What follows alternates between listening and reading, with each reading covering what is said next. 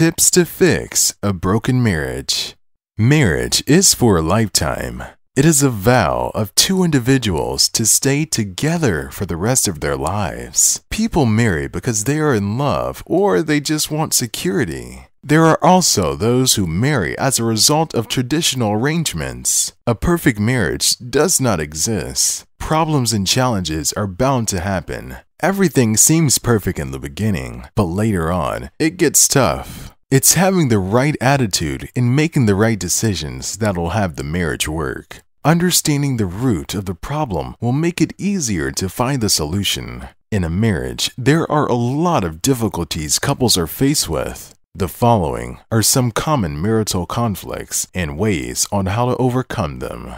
Sexual betrayal. Infidelity is hard to overcome. Time, they say, heals, but healing requires commitment of both parties to move on and forget in order to restore the relationship. Forgiveness is the key to moving forward and staying in a marriage. This isn't as easy as it sounds, but the willingness of the couples to stay married, especially when there are children to consider, will make a difference. Counseling will also help the marriage during difficult times. Money crisis. One of the most common problems married couples face involves money. Financial woes have the potential to wreck homes and marriages. Money problems should not tear a couple apart, but bring them closer together. Both should be working hand in hand to find solutions, not blaming each other.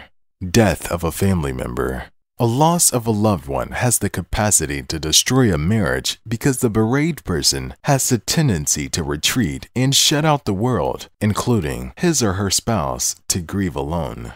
Instead of feeling rejected, the partner should have more patience and just be there as a listener. His or her presence reminds the affected spouse that he or she hasn't lost everything and everyone.